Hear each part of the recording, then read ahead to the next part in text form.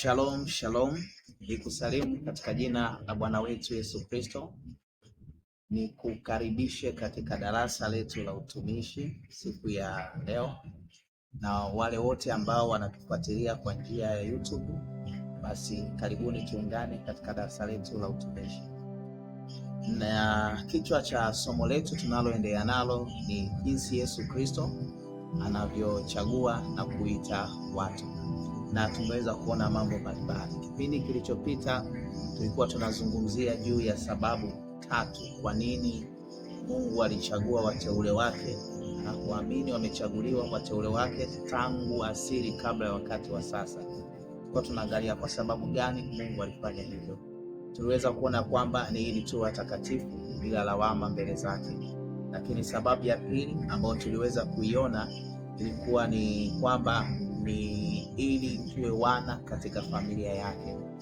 Ndio sababu ambayo tulienda kuitazama katika kipindi kilichopita, na tuliweza kuona jinsi Roho Mtakatifu anavyotufanya sisi kuwa wana wa Mungu. Roho Mtakatifu ambaye tunayempokea kwa njia ya Kristo Yesu, yeye ndiye anayetufanya sisi kuwa wana wa Mungu. Lakini tuliona hali ya kuasili ya kutufanya sisi kuwa wana wa Mungu kutoka katika kuwa wana wa Adam katika asili ya kibinadamu. Tuliona jinsi Roho Mtakatifu anavyotuasili sisi na kutufanya kuwa wana wa Mungu kutoka katika asili ya kibinadamu. Na Biblia inasema ya kwamba kilichozaliwa kwa mwili ni mwili, na kilichozaliwa kwa roho ni roho. Basi Roho Mtakatifu anapotuasili sisi na kutufanya kuwa wana wa Mungu, basi tunakuwa tumezaliwa kwa jinsi ya rohoni kuwa wana wa Mungu. Ijapokuwa tupo hapa duniani na tuna miili kama hii unavyoweza kuiona, lakini sisi ni wana wa Mungu kwa jinsi ya rohoni. Yule Roho Mtakatifu anayekaa ndani mwetu amefanya kazi mfano wa kuasili, kutufanya kuwa wana wa Mungu. Kwa hiyo kila mwamini ambaye ameokoka, anapokuwa anaingia kutembea rohoni katika Roho Mtakatifu, basi anatembea katika asili yake ya mbinguni ya uwana wa Mungu. Lakini mwamini anaporudi nyuma na kutoka kutembea rohoni kutembea mwilini, basi anakuwa amerudi kutembea katika asili yake ya kibinadamu, hivyo atayatekeleza matendo ya mwili kama Biblia inavyosema. Lakini ili tuweze kuishi kama wana wa Mungu katika dunia hii ambayo tupo sasa hivi, basi tunatakiwa tuweze kutembea rohoni katika Roho Mtakatifu. Kwa nataka uweze kuelewa kitu ya kwamba tunafanyika kuwa wana wa Mungu na kuishi katika maisha ya familia ya Mungu pale mwamini anapokuwa anatembea katika Roho Mtakatifu, kuongozwa, kutawaliwa na Roho Mtakatifu. Anakuwa anatembea katika roho. Tufahamu ya kwamba Mungu ni roho, na wote wazaliwao na Mungu wanazaliwa kwa jinsi ya roho, kwa jinsi ya roho. Kwa sababu Roho Mtakatifu anafanya kazi ya kutuasili, kutuzaa katika familia ya Mungu, na tunapotembea rohoni, basi tunakuwa tunatembea katika asili ya Mungu Baba yetu ambaye anatuongoza. Kwa hiyo hilo ndio kitu ambacho tuliweza kukitazama katika kipindi kilichopita, na huu ndio ulikuwa ni mpango wa Mungu. Alituchagua tangu asili ili atufanye sisi wateule wake waamini kuweza kuwa katika familia yake, tuweze kuwa wana wake katika familia yake. Basi katika kipindi hiki tunaenda kuiangalia sababu ya 3 kwa nini Mungu alichagua watakatifu wake, wateule wake tangu asili. Sababu ya 3 ambayo tunaenda kuiangalia iliyomfanya Mungu aweze kuchagua wateule wake, watakatifu wake tangu asili, kabla ya wakati wa sasa. Mungu alitaka sifa iwe kwenye neema yake. Mungu alitaka sifa zote za kuokolewa mwanadamu na yote yanayotendeka yawe kwenye neema yake. Katika kitabu cha Efeso 2 mstari wa 8 mpaka wa 9, hebu twende tukayaangalia haya maandiko, tukayatafakari kidogo. Haya, tusome. Biblia inasema hivi: kwa maana mmeokolewa kwa neema. Biblia inasema kwa maana mmeokolewa kwa neema, kwa njia ya imani, ambayo hiyo haikutokana na nafsi zenu, ni kipawa cha Mungu, wala si kwa matendo, mtu awaye yote asije akajisifu. Tunaweza kutambua kwamba tangu mwanzo mpaka sasa hivi tunajua kwamba wokovu unapatikana kwa mwanadamu ni kwa neema. Biblia yote inazungumza kwamba mwanadamu anaupokea wokovu kwa neema. Mpango wa Mungu ulikuwa ni kwamba mwanadamu aokolewe kwa njia ya neema. Tunaweza kwamba Biblia inasema kwamba tunaokolewa kwa neema. Neno hili neema ni kwa tafsiri tu rahisi ni kwamba ni upendeleo tusiostahili. Ni Mungu anatupendelea sisi angali tukiwa hatuna vigezo. Na tunapozungumzia kwamba kuhusu wokovu, ni Mungu tu kwa upendo wake, kwa pendo lake ambalo halina kifani, aliweza kuwaokoa wanadamu. Ndiyo sababu ilionekana ya kwamba alifanya jambo hilo tangu asili, kabla ya kuumba misingi ya ulimwengu. Kwa upendo wake mwenyewe aliutazama wakati wa sasa, akamtazama kila mmoja, akalidhihirisha pendo lake kwa kila mmoja kwa jinsi vile alivyoweza kutazama. Kitabu cha Wakorintho wa kwanza 1 mstari wa 29 mpaka 30, Biblia inasema hivi. Sasa twende tukasome. Biblia inasema hivi: mwenye mwili awaye yote asije akajisifu mbele za Mungu. Kujisifu kuko wapi?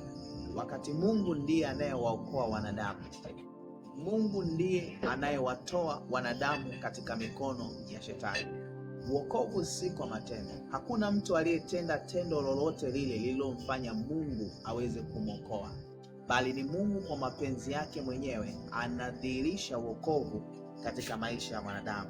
Tukiendelea mstari wa 30, Biblia inasema hivi ya kwamba bali kwa yeye ninyi mmepata kuwa katika Kristo. Mtu yote asije akajisifu, lakini kwa Mungu, yeye ndiye aliyetuweka tangu asili. Mungu ndiye aliyetuweka katika Kristo Yesu, sio sisi, bali yeye ndio alituchagua akatuweka ndani ya Kristo. Biblia inasema kwamba aliyefanywa kwetu hekima itokayo kwa Mungu na haki na utakatifu na ukombozi. Tuangalie mstari wa 31. Biblia inasema kusudi kama ilivyoandikwa, yeye aonaye fahari na aone fahari juu ya Bwana. Fahari yetu ni pale ambapo Yesu Kristo ameudhihirisha wokovu katikati yetu, bila kugharamia kwa chochote, bila kwa jitihada za matendo yetu, bali ni kwa pendo lenyewe lililokuwa la Mungu, lililofunuliwa na kudhihirisha wokovu katika maisha yetu. Andiko tuliyosoma lina maana gani? Ni kwamba sisi waamini tuko katika Kristo, yani tuko ndani ya Kristo kwa sababu Mungu alituchagua tuwe ndani ya Kristo. Waamini wote ambao wako ndani ya Kristo wameupokea wokovu wakawa ndani ya Kristo. Sio kitu ambacho naweza nikasema kilikuwa ni cha bahati au cha kubahatisha. Ni kwa sababu Mungu alitaka wawe ndani ya Kristo, ndio sababu wako ndani ya Kristo. Ndio maana ya andiko hili ambalo tumetoka kulisoma la Wakorintho wa kwanza 29 mstari wa 29 mpaka ule mstari wa 31. Na Yesu Kristo kwa waamini ndiyo yote ambayo waamini wanayohitaji. Yeye ndiye amefanywa kila kitu. Mwamini ambaye ameteuliwa, amechaguliwa tangu asili na kuteuliwa, ameitwa na Kristo sasa hivi, yuko ndani ya Kristo kwa sababu Mungu anataka awe ndani ya Kristo. Na ndani ya Kristo, kwa sababu ya ule uteule wao, Yesu Kristo ndiyo yote wanayohitaji, ndio kila kitu kwao. Ndio maana katika andiko tulilotoka kusoma akasema kwamba anaiona naye anayejionaye fahari aone fahari kwa ajili ya Bwana wetu Yesu Kristo. Wateule wa Mungu fahari yao kubwa ni Yesu Kristo, kwa sababu tangu asili wao wamechaguliwa kuwa ndani ya Kristo. Kristo ndiyo kila kitu, ndiyo zaidi ya yote, ndiyo mambo yote katika maisha yao. Twende tukatazame andiko lingine katika Galatia 6. Wagalatia 6 mstari wa 14. Biblia inasema hivi, lakini mimi hasha, nisione fahari juu ya kitu chochote ila msalaba wa Bwana wetu Yesu Kristo, ambao kwa huo ulimwengu umesulubishwa kwangu na mimi kwa ulimwengu. Angalia hiki kitu ambacho anakisema.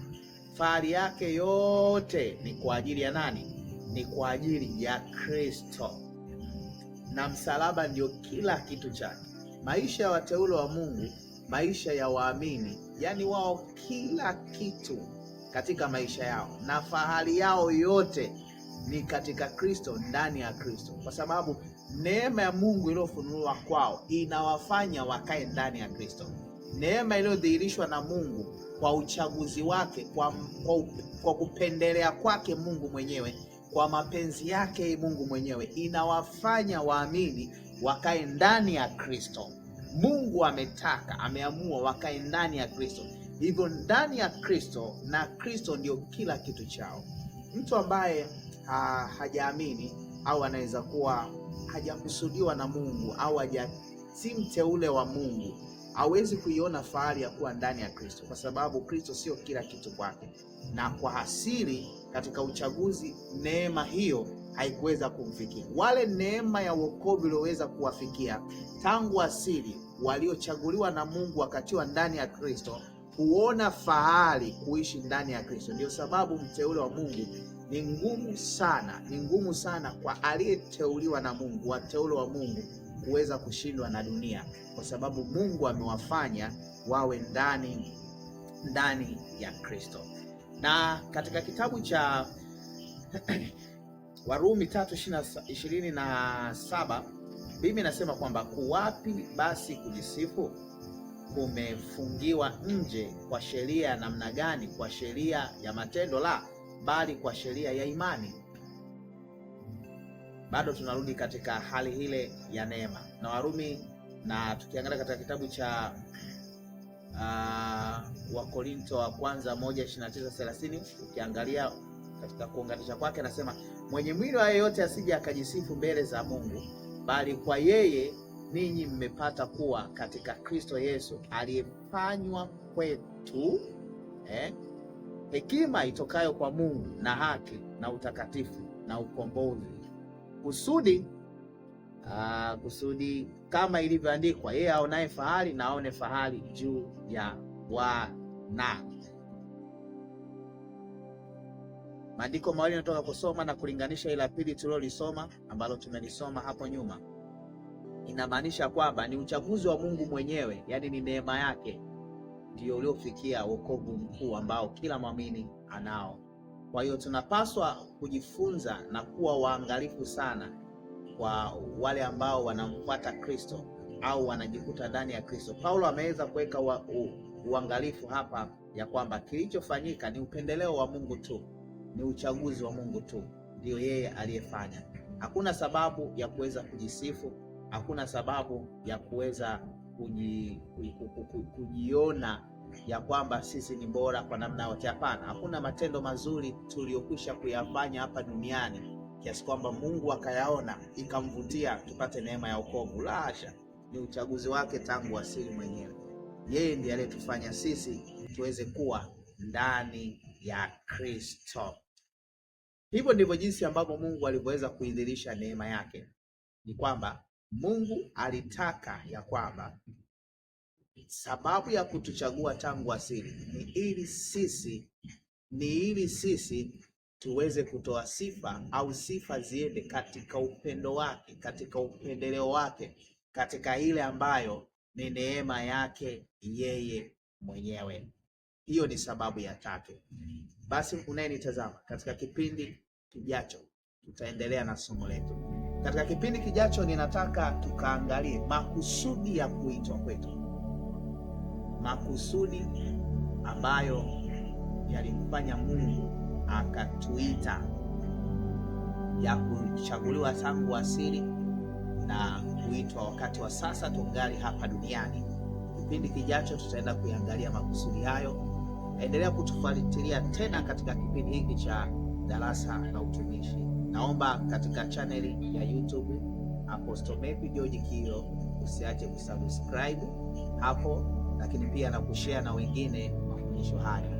Kaa katika chaneli hiyo kwa ajili ya kipindi kijacho kinachokuja, makusudi ya Mungu kutuita kwetu, kusudi lililomfanya Mungu akatuchagua, na leo Kristo anadhihirisha uchaguzi wa Mungu kwa kutuita tuungane pamoja naye kwa kutekeleza makusudi yake kwa njia ya Injili.